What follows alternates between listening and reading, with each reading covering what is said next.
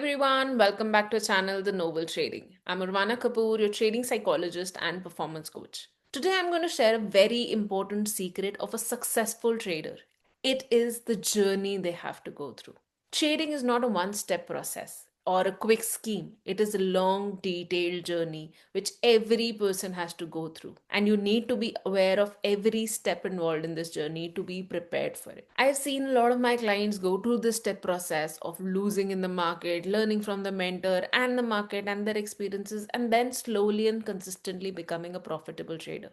So, going through this journey with them, I have formulated a 10-step process that, according to me, every trader should go through to be a consistently profitable trader. You cannot skip even one step because today it might not sound very important or very required, but in the future, if you don't do that, that can impact your results or your profit making process. So, just follow all these 10 steps judicially.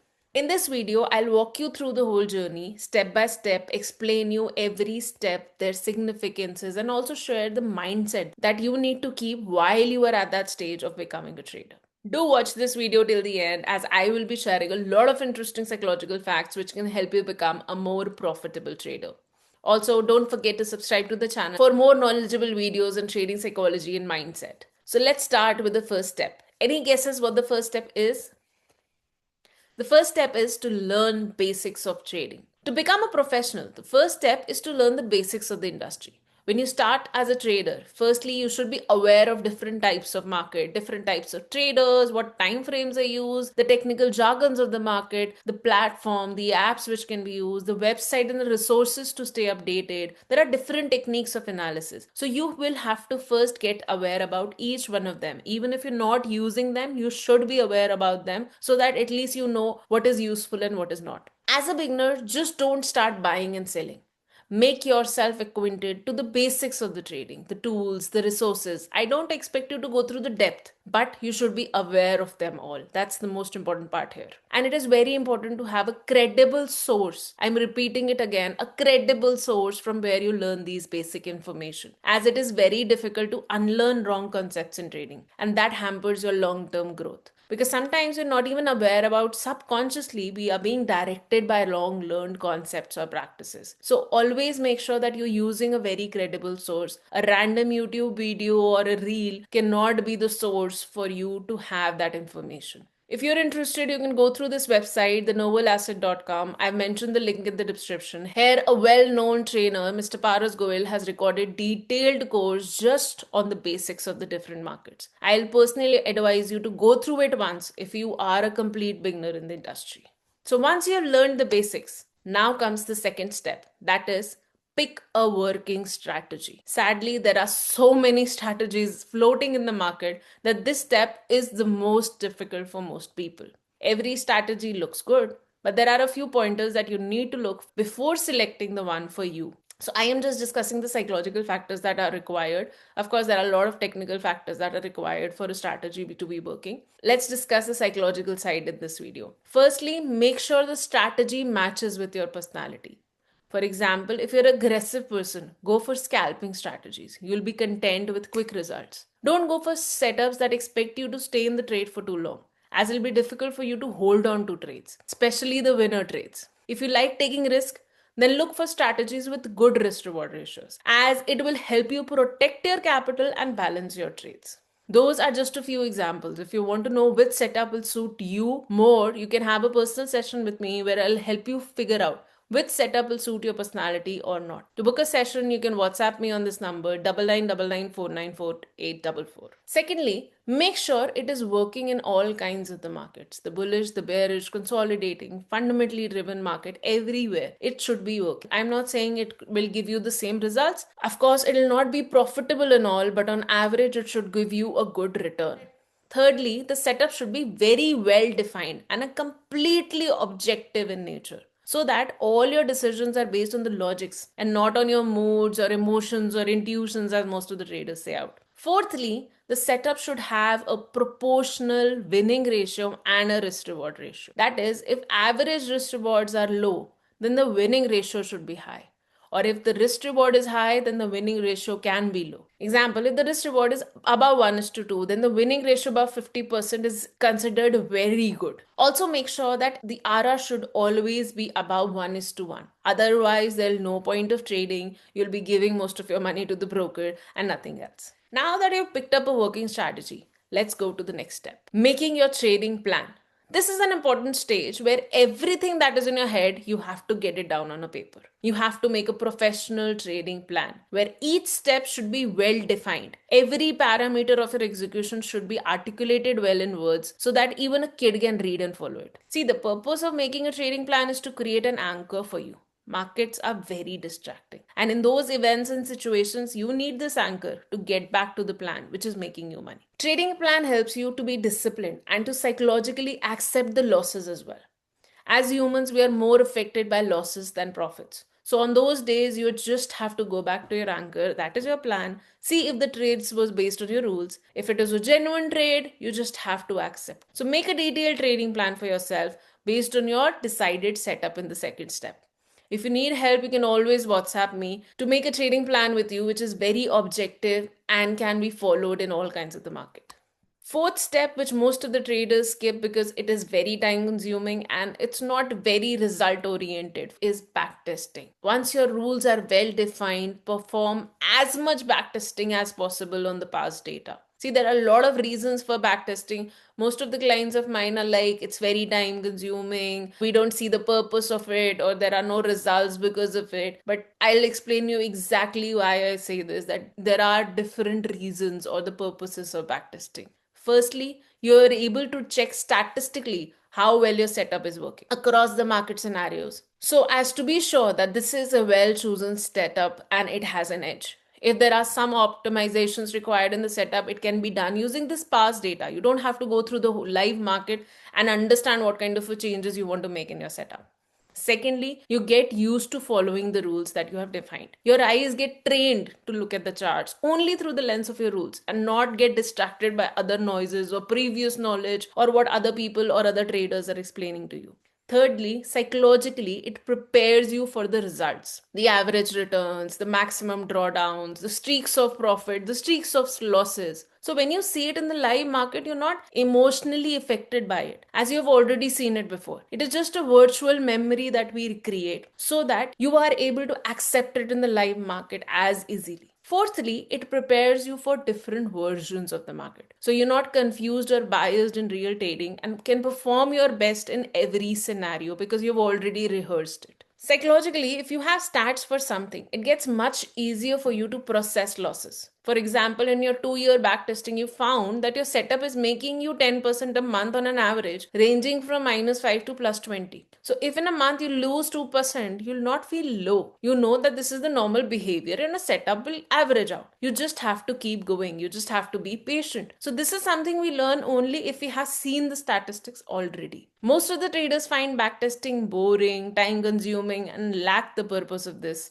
That is why I'm giving you enough reasons as you why you have to go through the pain of doing the backtesting. Traders skip this step and then ask why they are taking emotional decisions or getting affected by the market emotions, or why when they saw the setup it was different but it's performing very differently in the live market. See, if you leave scope for emotion, they will affect you. This step is very important to make you a professionally disciplined trader. Once you have backtested, the fifth step is to review your trades and results from a technical point of view. First, check if you have followed all your rules. Is there any loophole in your trading plan which needs a little optimization? Do that and then again do the backtesting. Once you have the true data, analyze it thoroughly, apply as many filters as you can, understand each and every detail of the sheet. This step is just to make a memory of what results you're expecting and what you need to be prepared for. Whatever optimizations are required in your setup, do it in this step. If there are some changes you make, keep repeating the backtesting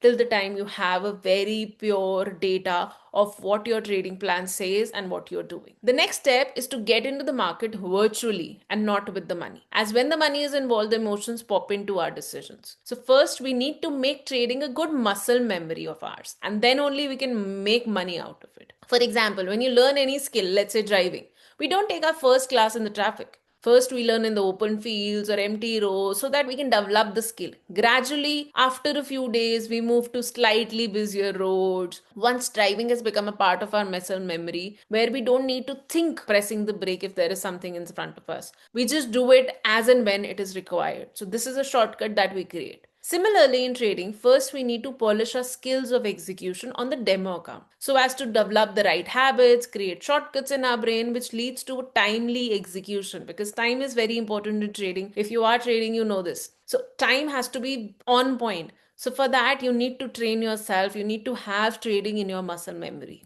Once you're confident about your setup, have practiced the same on demo accounts, and trained your mind on that particular edge of yours, start trading with a capital that you can afford to lose. Why did I say afford to lose? As you are a human being, you can still do mistakes or take emotional decisions, or market scenarios might not be the best, or some hidden cost you might have not calculated, or there might be some loopholes in your trading plan which you didn't realize till now. So, in all those situations, you need to have a capital that you can afford to lose. Also, after learning from those mistakes, you should have a buffer capital to start again. Don't start with your full capital in this stage. Gradually increase it as your confidence increases. Or maybe you can make different milestones. Example, start with 1/4 of your capital. Increase the rest 3 parts after every 15% increase in your capital using the same setup so that you gain the confidence using the real money as well. And you also understand what mistakes you might be doing, whether it's costing you or not. And also, it's done gradually so you have enough buffer for yourself to recover from any of the mistakes that you make.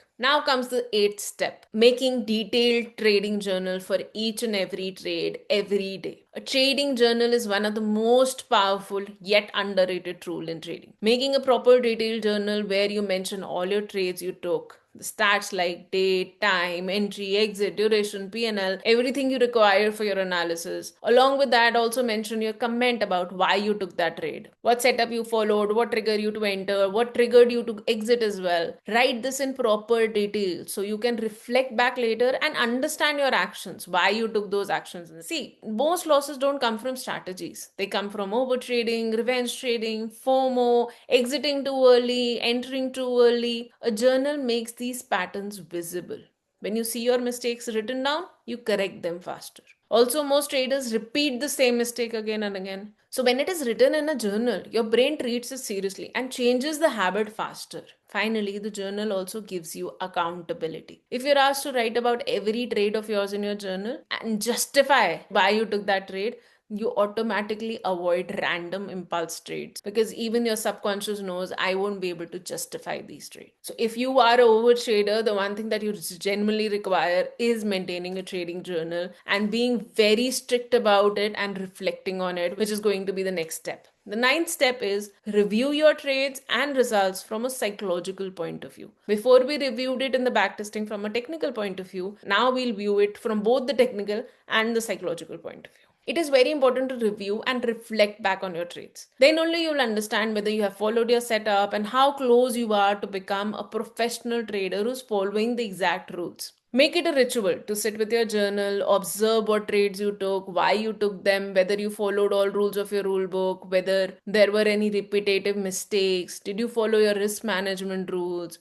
were there any emotions that triggered you to start taking wrong trades or not following your setup? You have to see the pattern in your journal. See, in trading, you might not have a boss. There are a lot of people who emphasize on this fact that in trading, we don't have a boss, but you have to become your own boss, which is very difficult because as humans, it's difficult for us to criticize ourselves, but it is important. Every weekend, you have to have a role shift. And instead of trader, you have to become your own boss and access your actions during the market hours. Scold yourself for wrongdoings, praise yourself for good actions, reflect on your journal, understand where you're going wrong, understand what help you need so that you're able to achieve the best version of yourself. The 10th step is keep reflecting back and optimizing your trading. The final step is to keep doing these steps again and again. You have to keep doing these steps as and when they're required. Keep doing backtesting to get access to more data, understand your setup in greater details, and also to equip yourself with all kinds of market scenarios beforehand itself. Secondly, maintaining a journal is a lifetime habit of a trader. You cannot skip this even a single day of trading. You have to do the journaling, you have to do the reflection, you have to be your own boss. You have to keep repeating these steps again and again. And if there are some changes that are required, you have to do it. With this, we are done with all 10 steps of trading. I know they sound a lot more than what most of the YouTube videos are, where they're like, it's a quick scheme, you can be a trader in 10 minutes or 1 hour. But remember, your trading edge is true only if you take high probability trades, follow your setup and rules consistently in every trade and every day.